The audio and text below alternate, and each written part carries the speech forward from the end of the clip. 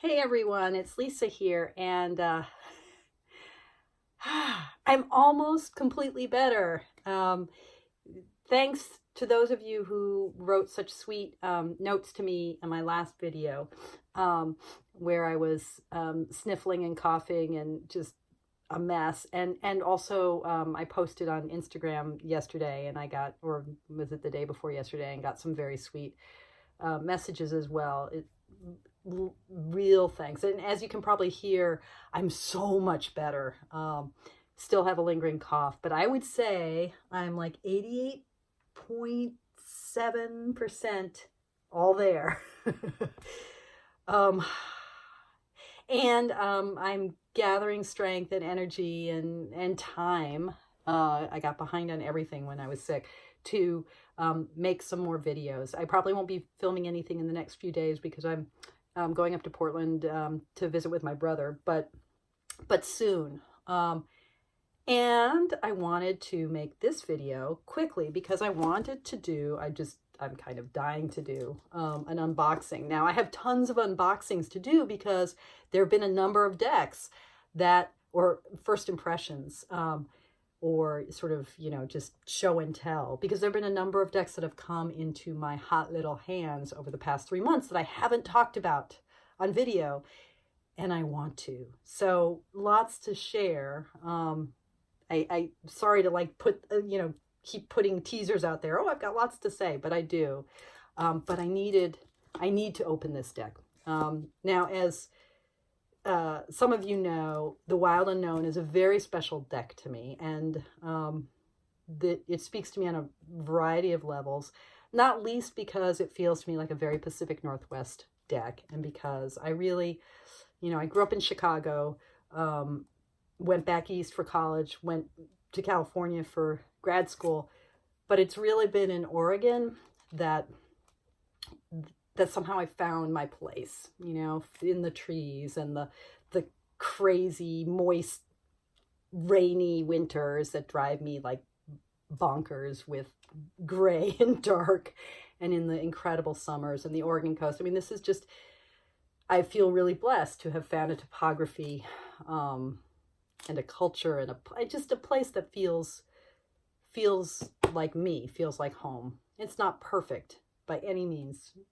I'm not perfect by any means, but I remember when I first got off the plane, when I first was moving to Oregon, and it was a February, and it was moist and damp, and the earth just smelled good. And I was like, wow, this place smells right, Anyway, so this deck just has, spoken to me in a lot of ways, and, adorns my arm, and as I've also talked about, in many ways, I own the first edition. I have like more than one copy of the first edition because I'm like crazy in that way. And I own the second edition. But in many ways, not in many ways, in every way, my favorite version of the deck is the third version, the third edition, the mass market that Harper came out with, whenever that was. And there are a couple reasons why this is my favorite edition of the deck. The cardstock is still delicious, but it's slightly thinner than the self-published versions. It doesn't have copyright on it. And it feels good. It feels good. It's the one that I read with. It's the one that I carry with me. And, I've wanted to have a backup copy of this, and that I never even occurred to me to get a backup copy of the mass market until by accident. I purchased on eBay one day just an open version of the deck. I wasn't quite sure. I thought it might be the second edition because the pictures didn't show me the back which says HarperOne.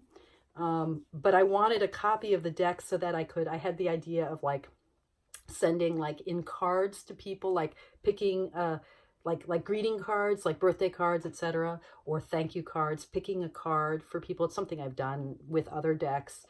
And so I wanted a breaker deck, like a deck that could be incomplete, that I could use to gift individual cards to people.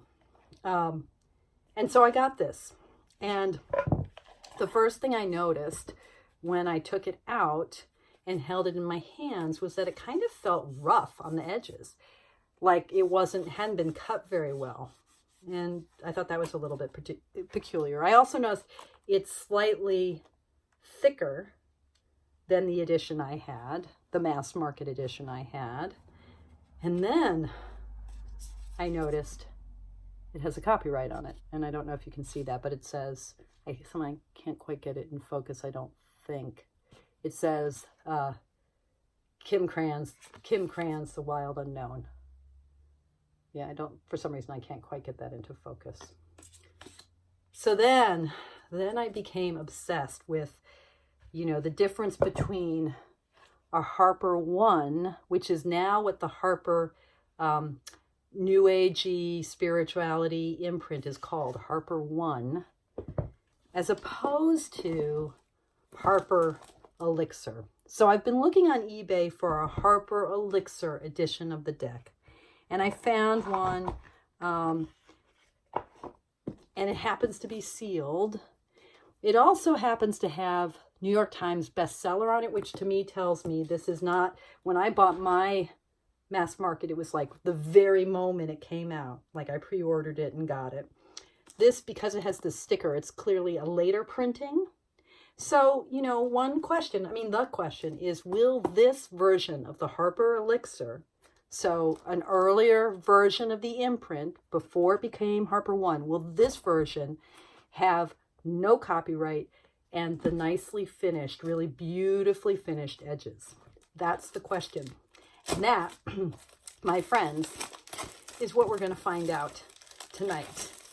And if it turns out that it doesn't, that it's not any better than the HarperOne, well, then we'll know that.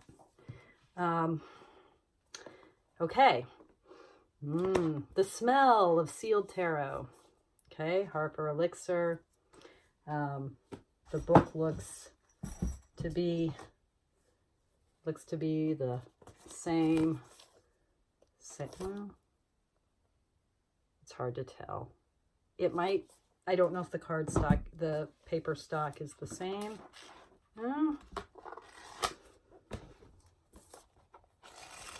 Can't tell. It feels roughly the same. And the images are I'm feeling that, maybe the paper stock's the same. Paper stock's the same. The images have never been an issue. Like all of the editions have the quality of the digital reprinting is like the same. Okay, HarperElixir, here's the box, here's the box, here's the box. And now the moment of truth. No copyright.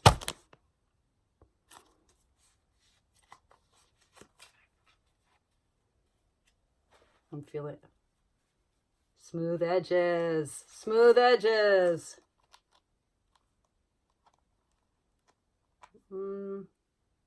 Looks slightly, is that just aging? This is my original one. Yeah, it looks to me,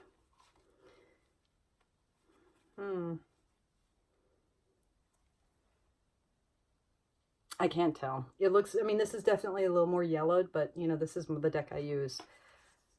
I think it's the same thickness. It's thinner than the HarperOne. Let me try shuffling it. That'll be the proof and point.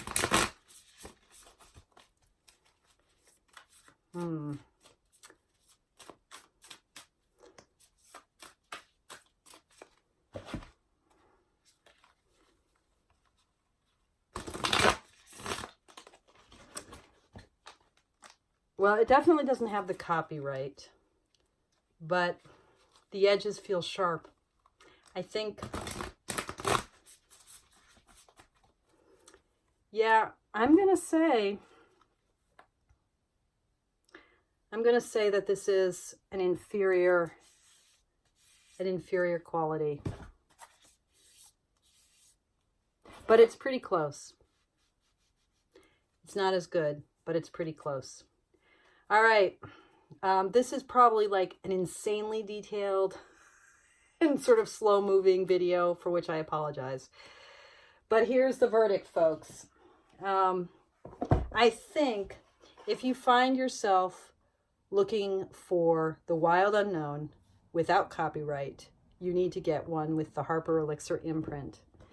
If it's the one that, if it's a later version, and you know it will be later if it says New York Times bestseller on it, if it's sealed, the finishing quality may have suffered in terms of the cut on the sides of the cards. Just doesn't quite, and you can sort of, if you see how, I don't know how to describe this, but see how it's less sharply striated than this edition, which to me, it bespeaks that the processing was a little bit different. So probably a different printer. They've changed printers and the processing changed. Do you see what I mean? Yeah, I don't think that's just aging. I think that's a sign of the print and how the backing was imprinted. But pretty close. A good backup, no copyright, pretty nice. But not, you know, not perfect. Not perfect. Not the first run, first print of the HarperElixir. Okay. Because this is, I imagine, more detail than probably anyone but me wants, I am going to stop talking. And thank you guys. Thank you as always for watching. And yeah, I will post some more contentful content in the near future. And as always, thank you so much for your practice. Take care. Oh, and yeah, I got my hair cut. Yeah, you probably noticed that. Yeah. Okay. Bye, guys.